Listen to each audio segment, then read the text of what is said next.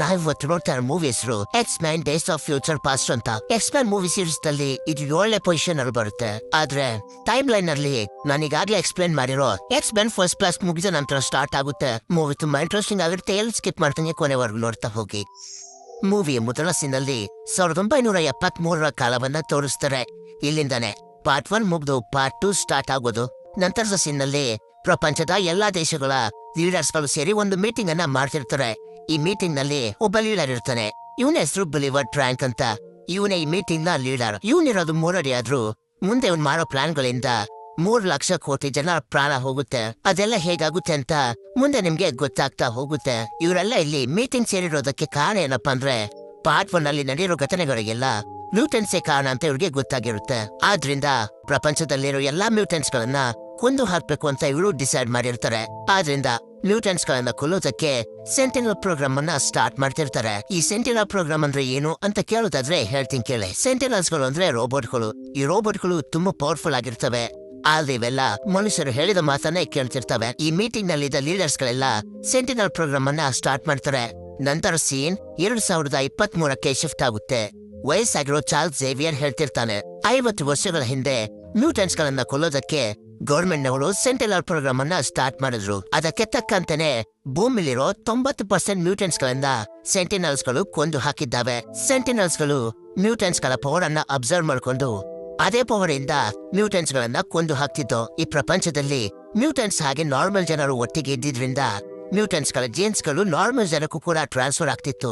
ಆದ್ರಿಂದ ಈಗ ಆ ಸೆಂಟಿನಲ್ಸ್ ಗಳು ನಾರ್ಮಲ್ ಜನರ ಮೈಯಲ್ಲಿದ್ದ ಮ್ಯೂಟೆಂಟ್ಸ್ ಗಳ ಜೀನ್ಸ್ ಅನ್ನ ಐಡೆಂಟಿಫೈ ಮಾಡಿ ನಾರ್ಮಲ್ ಜನರನ್ನು ಕೂಡ ಕೊಲ್ತಾ ಇದ್ದಾವೆ. ಹೀಗೆ ಆದ್ರೆ ಭೂಮಿಯ ಮೇಲೆ ಸೆಂಟಿನಲ್ಸ್ ನ ಬಿಟ್ರೆ ಇನ್ಯಾರು ಕೂಡ ಉಳಿಯೋದಿಲ್ಲ. ನಂತರದ ಸೀನಲ್ಲಿ ನಮ್ಗೆ ಕಿಟ್ಟಿ ಪ್ರೈಡ್ ಎಂಬ ಹುಡುಗಿಯನ್ನ ತೋರಿಸ್ತಾರೆ. ಈ ಹುಡುಗಿ ಹತ್ರ ಟೈಮ್ ಟ್ರಾವೆಲ್ ಮಾಡೋ ಶಕ್ತಿ ಇರುತ್ತೆ. ಯಾಕೆಂದ್ರೆ ಇವಳು ಕೂಡ ಒಬ್ಳು ಮ್ಯೂಟೆಂಟ್. ಮ್ಯೂಟೆಂಟ್ಸ್ ಗಳು ಅಂದ್ರೆ ಏನು ಅಂತ ನಿಮ್ಗೆ ಗೊತ್ತಿಲ್ಲ ಅಂದ್ರೆ ಹೇಳ್ಬಿಡ್ತೀನಿ ಕೇಳಿ. ಮ್ಯೂಟೆಂಟ್ಸ್ ಗಳು ಅಂದ್ರೆ ಮನುಷ್ಯನ ರೀತಿನೇ ಕಾಣ್ತಾರೆ.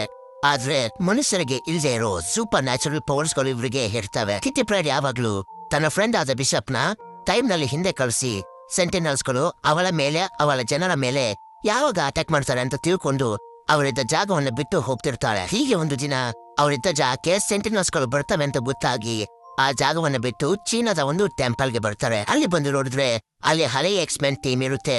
ಅದರಲ್ಲಿ ವಯಸ್ಸಾಗಿರೋ ಚಾರ್ಲ್ಸ್ ಝೇವಿಯರ್, ಮ್ಯಾಗ್ನೆಟೋ, ವೋಲ್ವೆರಿನ್ ಹಾಗೆ ಸ್ಟಾರ್ಮ್ ಇರ್ತಾರೆ. ಚಾರ್ಲ್ಸ್ ಝೇವಿಯರ್ಗೆ ಕಿಟ್ಟಿ ಪ್ರೈಡ್ ನ ನೋಡಿದ ತಕ್ಷಣ ಗೊತ್ತಾಗುತ್ತೆ ಅವಳ ಹತ್ರ ಟೈಮ್ ಟ್ರಾವೆಲ್ ಮಾಡುವಂತ ಶಕ್ತಿ ಇದೆ ಅಂತ. ಆದ್ರಿಂದ ಅವನು ಕಿಟ್ಟಿ ಪ್ರೈಡ್ ಗೆ ಹೇಳ್ತಾನೆ, ನಿನ್ನ ಟೈಮ್ ಟ್ರಾವೆಲ್ ಪವರ್ ನ ಸಹಾಯದಿಂದ 50 ವರ್ಷದ ಹಿಂದೆ ಹೋಗಿ ಸೆಂಟಿನಲ್ ಪ್ರೋಗ್ರಾಮ್ ಸ್ಟಾರ್ಟ್ ಆಗೋಕ್ಕೂ ಮುಂಚೆನೆ ಅದನ್ನ ತಡೆದ್ರೆ ಮನುಷ್ಯರು ಸೆಂಟಿನಲ್ಸ್ ಗಳನ್ನ ಮಾಡೋದೇ ಇಲ್ಲ. ಆಗ ಸತ್ತಿರೋಂತ ಎಲ್ಲಾ ಮ್ಯೂಟೆಂಟ್ಸ್ ಗಳು ಮತ್ತೆ ಬರ್ತಾರೆ. ಅಂದಾಗ ಕಿಟ್ಟಿ ಪ್ರೈಡ್ ಹೇಳ್ತಾಳೆ, ನನ್ನ ಹತ್ರ ಏನೋ ಟೈಮ್ ಟ್ರಾವೆಲ್ ಮಾಡುವಂತ ಶಕ್ತಿ ಇದೆ, ಆದ್ರೆ 50 ವರ್ಷಗಳ ಕಾಲ ಹಿಂದೆ ಹೋಗೋಷ್ಟು ಶಕ್ತಿ ನನ್ನಲ್ಲಿಲ್ಲ ಅಂತ. ಆಗ ಚಾರ್ಲ್ಸ್ ಝೇವಿಯರ್ ತನ್ನ ಮೈಂಡ್ ಪವರ್ ಇಂದ ಕಿಟ್ಟಿ ಪ್ರೈಡ್ ನ ಟೈಮ್ ಟ್ರಾವೆಲ್ ಪವರ್ ಅನ್ನ ಎನ್ಹ್ಯಾನ್ಸ್ ಮಾಡ್ಬಿಡ್ತಾನೆ, ಅಂದ್ರೆ ಇಂಪ್ರೂವ್ ಮಾಡ್ಬಿಡ್ತಾನೆ. ಈಗ ಕಿಟ್ಟಿ ಪ್ರೈಡ್ ಗೆ 50 ವರ್ಷಗಳ ಹಿಂದೆ ಹೋಗೋದಕ್ಕೆ ಸಾಧ್ಯವಾಗುತ್ತೆ. 50 ವರ್ಷಗಳ ಹಿಂದಕ್ಕೆ ಟೈಮ್ ಟ್ರಾವೆಲ್ ಮಾಡೋದಕ್ಕೆ ಶಕ್ತಿ ಏನು ಸಿಕ್ತು. ಆದ್ರೆ ಟೈಮ್ ಟ್ರಾವೆಲ್ ಯಾರು ಮಾಡ್ತಾರೆ ಅನ್ನೋದೇ ಇಲ್ಲಿ ತುಂಬಾ ಇಂಪಾರ್ಟೆಂಟ್. ಆಗ ನಿಮ್ಮೆಲ್ಲರ ಫೇವರೇಟ್ ಆದ ವೋಲ್ವೆರಿನ್ ಟೈಮ್ ಟ್ರಾವೆಲ್ ಮಾಡೋದಕ್ಕೆ ಒಪ್ಕೋತಾನೆ. ನಂತರ ಕಿಟ್ಟಿ ಪ್ರೈಡ್ ತನ್ನ ಪವರ್ ನಿಂದ ವೋಲ್ವೆರಿನ್ 1973ಕ್ಕೆ ಕಳಿಸ್ತಾಳೆ. ಆದ್ರೆ ಇಲ್ಲಿ ಟೈಮ್ ಟ್ರಾವೆಲ್ ಮಾಡ್ತಿರ್ಬೇಕಾದ್ರೆ ವೋಲ್ವೆರಿನ್ ಸಂಪೂರ್ಣ ಬಾಡಿ ಹೋಗೋದಿಲ್ಲ.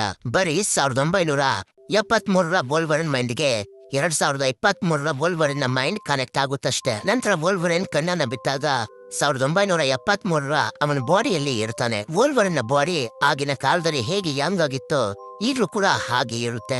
ಇದಾದ್ಮೇಲೆ ವೋಲ್ವೆರಿನ್ 1973ರ ಚಾರ್ಲ್ಸ್ ಝೇವಿಯರ್ ನ ಮೀಟ್ ಮಾಡೋದಕ್ಕೆ ಝೇವಿಯರ್ ಸ್ಕೂಲ್ಗೆ ಹೋಗ್ತಾನೆ. ಅಲ್ಲಿ ಅವನಿಗೆ ಬೀಸ್ಟ್ ಸಿಗ್ತಾನೆ, ಅಂದ್ರೆ ಆಂಗ್ ಸಿಗ್ತಾನೆ. ಅವನನ್ನ ನೋಡಿದ ಬೀಸ್ಟ್ ಗೆ ವೋಲ್ವೆರಿನ್ ಯಾರು ಅಂತ ಅರ್ಥ ಆಗುದಿಲ್ಲ. ಯಾಕೆಂದ್ರೆ ಆ ಟೈಮ್ ನಲ್ಲಿ ಇನ್ನೂ ಅವಳು ಮೀಟ್ ಆಗಿರೋದಿಲ್ಲ. ಚಾರ್ಲ್ಸ್ ಝೇವಿಯರ್ ಅಷ್ಟೇ ವೋಲ್ವೆರಿನ್ ನ ಗುರ್ತಿಡಿಯೋದಿಲ್ಲ. ನಂತರ ಲೋಗನ್ ಅಂದ್ರೆ ವೋಲ್ವೆರಿನ್ ಅವರಿಬ್ಬರಿಗೂ ಅರ್ಥ ಮಾಡಿಸ್ತಾನೆ, ನಾನು ಟೈಮ್ ಟ್ರಾವೆಲ್ ಮಾಡಿ 2023ರಿಂದ 1973ಕ್ಕೆ ಬಂದಿದ್ದೀನಿ ಅಂತ. ಹಾಗೆ 2023ರಲ್ಲಿ ಸೆಂಟಿನಲ್ಸ್ ಗಳು ಮ್ಯೂಟೆಂಟ್ಸ್ ಹಾಗೂ ಮನುಷ್ಯರನ್ನ ಕೊಲ್ತಾ ಇರೋ ವಿಷಯವನ್ನ ಹೇಳಿ ನಾವು ಸೆಂಟಿನಲ್ ಪ್ರೋಗ್ರಾಮ್ ಅನ್ನ ನಿಲ್ಲಿಸಬೇಕು, ಯಾಕೆಂದ್ರೆ ಅದ್ ನಡೀತಿರೋದು ಇದೇ ವರ್ಷದಲ್ಲಿ ಅಂತಾನೆ. ಇಲ್ಲಿ ನಾವು ಗಮನಿಸಬೇಕಾಗಿರೋ ವಿಷಯ ಏನಂದ್ರೆ ಚಾರ್ಲ್ಸ್ ಝೇವಿಯರ್ ಎದ್ದು ನಡೆದಾಡ್ತಿರ್ತಾನೆ. ಆದ್ರೆ ಇಂದಿನ ಪಾಠಲ್ಲಿ ಅವನ ಕಾಲುಗಳನ್ನ ಕಳ್ಕೊಂಡಿರ್ತಾನೆ. ಚಾರ್ಲ್ಸ್ ಝೇವಿಯರ್ ಎದ್ದು ಓಡಾಡ್ತಿರೋದಕ್ಕೆ ಕಾರಣ ಏನಪ್ಪಾ ಅಂದ್ರೆ ಬೀಸ್ಟ್ ತಯಾರಿಸಿರೋ ಒಂದು ಸಿರಮ್. ಈ ಸಿರಮ್ ನ ಚಾರ್ಲ್ಸ್ ತನ್ನ ಒಳಗಡೆ ಇಂಜೆಕ್ಟ್ ಮಾಡ್ಕೊಂಡ್ರೆ ನಡೆಯೋ ಶಕ್ತಿ ಏನೋ ಬಂದ್ಬಿಡುತ್ತೆ.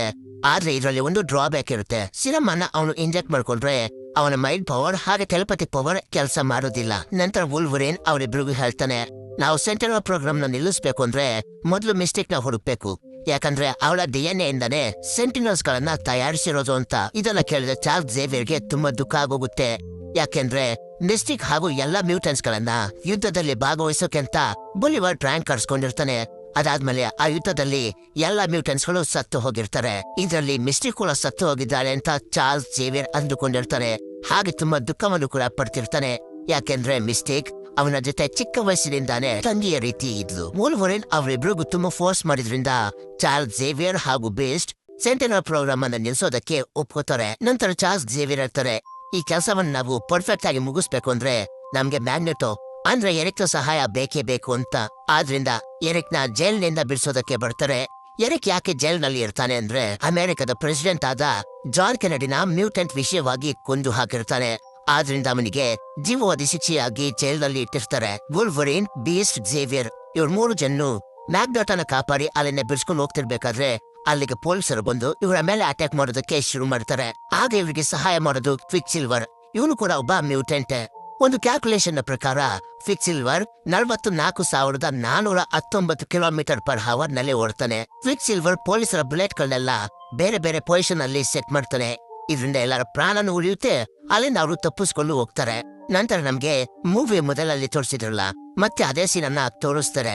ಬುಲಿವರ್ ಟ್ರ್ಯಾಂಕ್ ಹಾಗೂ ಬೇರೆ ಬೇರೆ ದೇಶದ ಲೀಡರ್ಸ್ ಗಳೆಲ್ಲ ಸೇರಿ ಮ್ಯೂಟೆಂಟ್ಸ್ ಗಳನ್ನ ಸಾಯಿಸೋದಕ್ಕೆ ಸೆಂಟಿನಲ್ ಪ್ರೋಗ್ರಾಮ್ ಅನ್ನ ಲಾಂಚ್ ಮಾಡ್ತಿರ್ತಾರೆ. ಅದೇ ಜಾಗದಲ್ಲಿ ಒಂದು ಪೊಲೀಸ್ ನ ವೇಷದಲ್ಲಿ ಮಿಸ್ಟೇಕ್ ಕೂಡ ಇರ್ತಾಳೆ. ಮಿಸ್ಟೇಕ್ ಬುಲಿವರ್ ಟ್ರ್ಯಾಕ್ ನ ಕೊಲ್ಲೋದಕ್ಕೆ ಅಲ್ಲಿಗೆ ಬಂದಿರ್ತಾಳೆ.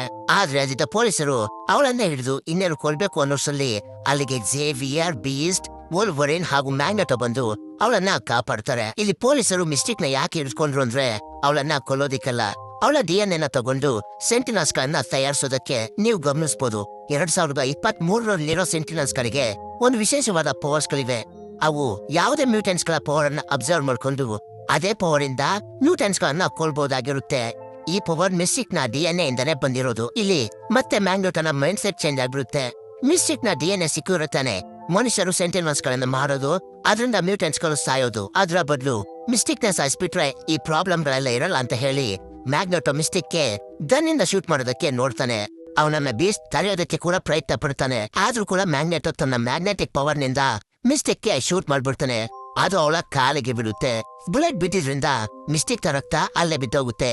ಇದೇ ಬುಲಿವರ್ ಟ್ರ್ಯಾಂಕ್ ಕೂಡ ಬೇಕಾಗಿದ್ದು. ಬುಲಿವರ್ ಟ್ರ್ಯಾಂಕ್ ಆ ರಕ್ತವನ್ನೇ DNA ಸ್ಯಾಂಪಲ್ ಆಗಿ ಇಟ್ಕೊಂಡು ಸೆಂಟಿನಲ್ಸ್ ಗಳನ್ನ ತಯಾರಿಸೋದಕ್ಕೆ ಶುರು ಮಾಡ್ತಾನೆ. ಮಿಸ್ಟಿಕ್ ಅಲ್ಲಿಂದ ತಪ್ಪಿಸ್ಕೊಂಡು ಓಡೊಂಟೋಗಿರ್ತಾಳೆ. ನಂತರ ಸೀನ್ ವೂಲ್ವರಿನ್ ಹಾಗೂ ಝೇವಿಯರ್ ಕಡೆಗೆ ಶಿಫ್ಟ್ ಆಗುತ್ತೆ.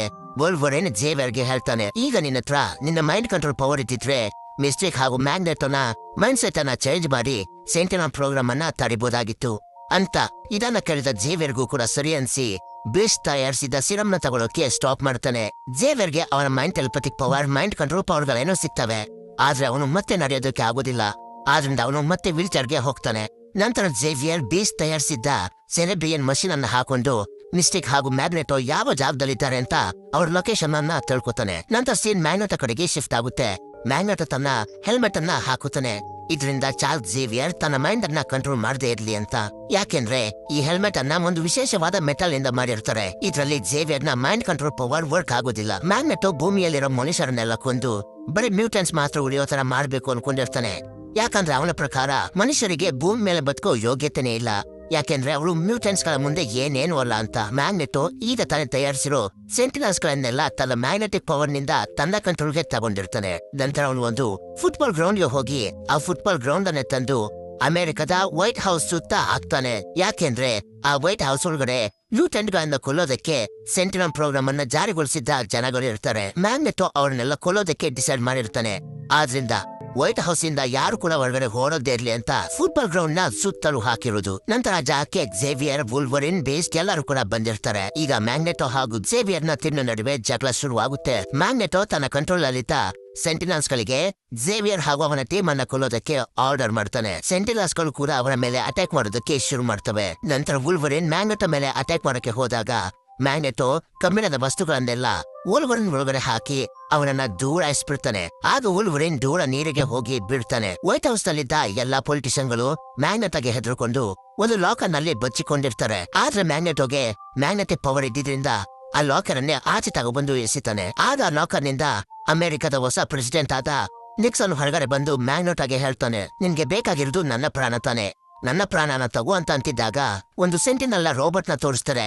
ಆ ರೋಬೋಟ್ ಮ್ಯಾಗ್ನೆಟ್ ಅನ್ನ ಕಂಟ್ರೋಲ್ ಇಂದ ಹೊರಗಡೆ ಬಂದು ಮ್ಯಾಗ್ನೆಟ್ ಮೇಲೆ ಅಟ್ಯಾಕ್ ಮಾಡೋದಕ್ಕೆ ನೋಡುತ್ತೆ. ಯಾಕೆಂದ್ರೆ ಆ ಸೆಂಟಿನಲ್ಸ್ ಗಳನ್ನ ಮ್ಯೂಟೆಂಟ್ಸ್ ಗಳನ್ನ ಕೊಲ್ಲೋದಕ್ಕೆ ಸೃಷ್ಟಿ ಮಾಡಿರ್ತಾರೆ. ಮ್ಯಾಗ್ನೆಟ್ ಕೂಡ ಒಬ್ಬ ಮ್ಯೂಟೆಂಟ್ ಆಗಿರೋದ್ರಿಂದ ಅವನ ಮೇಲೆ ಅಟ್ಯಾಕ್ ಮಾಡೋದಕ್ಕೆ ಬರ್ತಿರುತ್ತೆ. ಆದ್ರೆ ಮ್ಯಾಗ್ನೆಟೋಗೆ ಇದೆಲ್ಲ ದೊಡ್ಡ ವಿಷಯನೇ ಅಲ್ಲ.